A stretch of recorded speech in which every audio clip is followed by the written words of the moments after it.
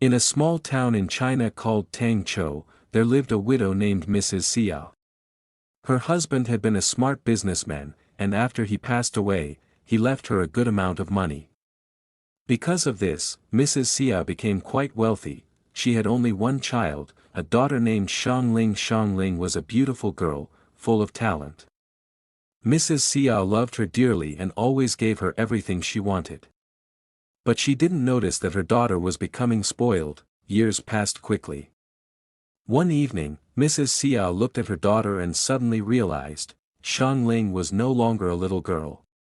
She was now 16 years old, a young woman ready for marriage. So Mrs. 𝘚𝘖 arranged a marriage for her with a young man from a wealthy family in another town. She began preparing for the wedding with great care and love. In their tradition, the bride had to take gifts, money and property, to her husband's home. Mrs. 𝘚𝘖 worked hard to prepare these gifts. She wanted her daughter to arrive at her new home with pride. She also wanted to give a special personal gift, something memorable, so she went to the most expensive store in town and ordered a wedding box. It was to be covered in bright red silk, with a colorful animal called a 𝘚𝘌𝘓 sewn on top. In Chinese culture, the 𝘚𝘌𝘓 is a magical creature believed to bring good fortune, especially the birth of a smart and strong son. Mrs. 𝘚𝘖 was excited to give this special box to her daughter. But pleasing 𝘚𝘌𝘓 wasn't easy. She had become used to getting exactly what she wanted. When the first box arrived, she looked at it coldly and said, "I don't like the 𝘚𝘌𝘓. The design is wrong. Take it back." The servant returned the box and brought another one. But 𝘚𝘌𝘓 was still not happy. "The colors are too dark," she complained. A third box was ordered, but that didn't make her happy either. The poor servant finally broke down. "I can't do this again," he said, frustrated. "The people at the store are laughing at me. They say I'm difficult, but it's you. You're never satisfied. If you don't want this box, I'll have to leave and find work with another family." 𝘚𝘌𝘓, though spoiled, wasn't a bad person. She felt sorry for the servant. He was old and had served their family loyally since before she was born. Her heart softened. "Okay," she said gently, "I'll keep this box. Go and pay for it." The servant was grateful. He didn't really want to leave the family. He went back to the store, paid for the box, and gave it to Mrs. 𝘚𝘖 so she could fill it with wedding gifts. Soon the 16th day of the 8th month arrived. It was 𝘚𝘌𝘓's wedding day. She had been waiting for this moment for months. She had watched her mother prepare her wedding dress and gifts with so much love. She felt excited, but also a little sad. She knew she would soon be leaving her mother behind. Early that morning, her mother helped her wear her red silk wedding dress. Then 𝘚𝘌𝘓 was taken to a 𝘓𝘓𝘓, a special chair used to carry the bride to her new home. Curtains were drawn around it so no one could see her, and 4 strong men lifted the chair on their shoulders. Before the journey began, Mrs. 𝘚𝘖 gently lifted the curtain to speak to her daughter one last time. "This is your special day, my dear," she said with tears in her eyes. "I'm so proud of you. You look so beautiful, and your groom is a fine young man. Here's my special gift for you, your wedding box. When you reach your new home, open it. I hope when you see what's inside, you will feel how much I love you." But 𝘚𝘌𝘓 wasn't really listening. Her mind was full of thoughts about her new life and the man she was about to meet for the first time. She kissed her mother, took the box, and placed it beside her. A few minutes later, the journey began. As they reached the main road, dark clouds filled the sky and heavy rain began to fall. The road turned muddy and dangerous. The men carrying her chair had to stop and find shelter. While waiting inside the shelter, 𝘚𝘌𝘓 grew impatient. Then she heard something. Was that someone crying? Or was it just the rain? She opened her curtain slightly and looked out. There was another wedding chair next to hers, but it was old, with torn curtains. Yes, the crying was coming from inside that poor chair. She frowned. Why is this woman crying on her wedding day? She thought. It's such bad luck. Still, she was curious. She asked her servant to find out what was wrong. The servant returned and said, "That girl is very poor. She has nothing to take to her husband's home. She's sad and embarrassed." 𝘚𝘌𝘍 was quiet. Suddenly she felt a deep sadness. She had always gotten everything she wanted, but this girl had nothing, not even on her wedding day. She wanted to help. But she had no money with her. Then she looked at the wedding box beside her. She called her servant again. "Take this box to her," she whispered. "But don't tell her my name." The servant looked shocked. "But this is your wedding box." "I don't care," she said firmly. "Give it to her now. Quickly." The servant obeyed. As soon as the box reached the girl, the crying stopped. Only the rain could be heard now. The storm passed, and the men picked up the chairs again. 𝘚𝘌𝘍 continued her journey, not knowing what gifts her mother had packed in the box. She had given it away without even looking inside. She reached her new home and the wedding was held that evening. Her husband turned out to be kind and handsome. After 1 year, they had a beautiful baby boy. 𝘚𝘌𝘍 was full of joy. Life felt perfect. But 6 years later, everything changed. A terrible flood came. Their home and everything they owned was destroyed. In the chaos, 𝘚𝘌𝘍 got separated from her husband and her child. She searched everywhere, calling out their names, but they were gone. With a broken heart, she joined a group of people escaping to a nearby town called 𝘓𝘓. The journey was long and painful. She cried silently every night, thinking of her lost family. In 𝘓𝘓, life was hard. Everyone tried to help each other. One day, as 𝘚𝘌𝘍 sat on the roadside, tired, hungry, and hopeless, a kind woman came to her and said, "You look terrible. You must be hungry. Not far from here, a man named 𝘓𝘓 has set up a tent. His servants are giving food to flood victims. Go there. You'll find something to eat." 𝘚𝘌𝘍 thanked the woman and walked slowly toward the tent. A long line of people waited quietly, holding bowls.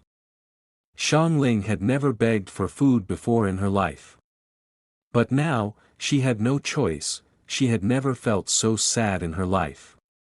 Standing there with a bowl in her hands, waiting for her turn, she had to fight back her tears. Her stomach was empty, her heart even emptier.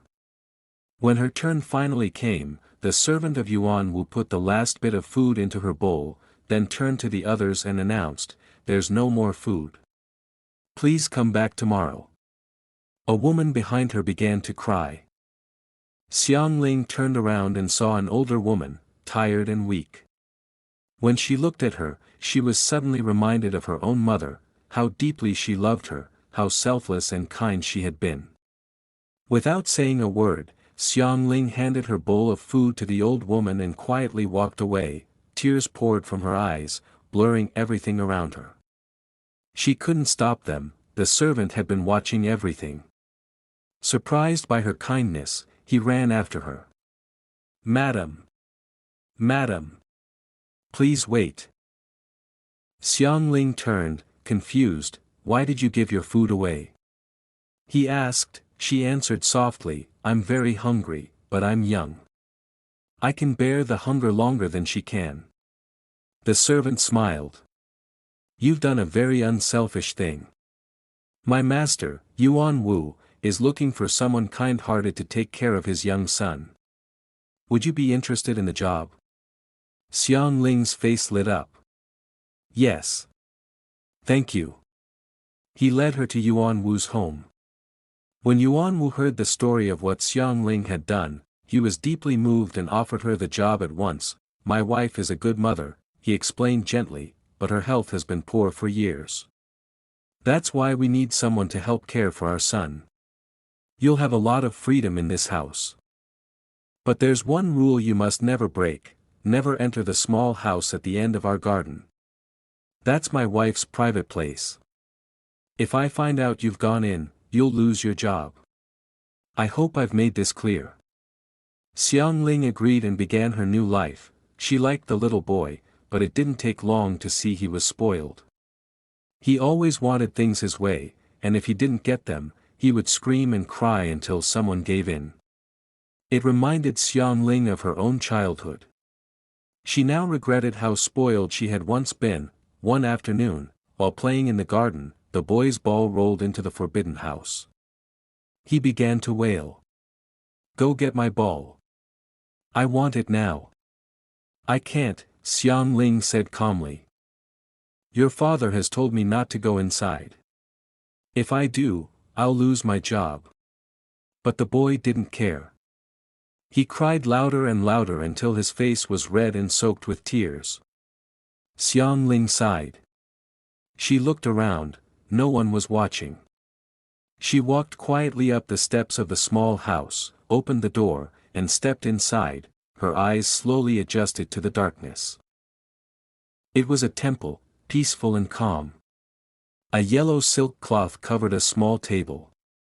On it sat a little Buddha, some old family pictures, and in the middle of everything, her wedding box. She froze, her chest tightened as memories rushed back. Her wedding day. Her mother's love.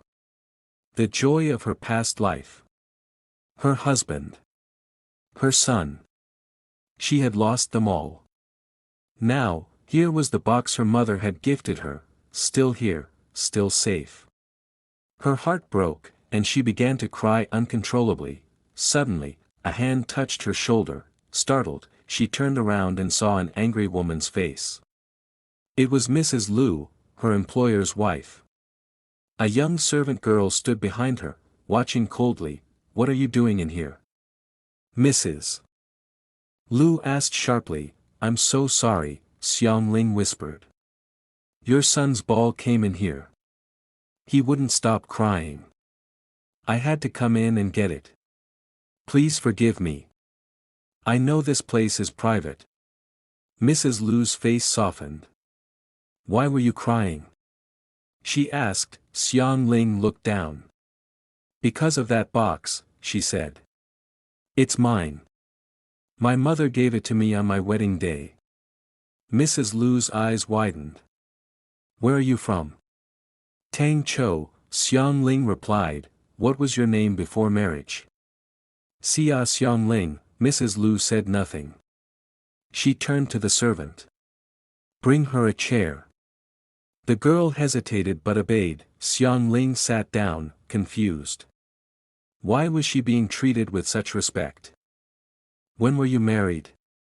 Mrs. Liu asked. "On the 16th day of the 8th month. 6 years ago." Mrs. Liu fell silent. Her face looked strange, almost like she was holding back a smile. "How did you lose the box?" xiang told her about the rainstorm, the old woman, the other bride crying. She explained how she had given away her box without even knowing what was inside. Suddenly, Mrs. Liu dropped to her knees and burst into tears. "You saved me," she cried. "On my wedding day, I was hopeless. But your gift changed everything. Inside that box, I found many treasures, and a beautiful piece of green jade. My husband and I were poor when we married. I took that jade to a moneylender and received enough to start a business.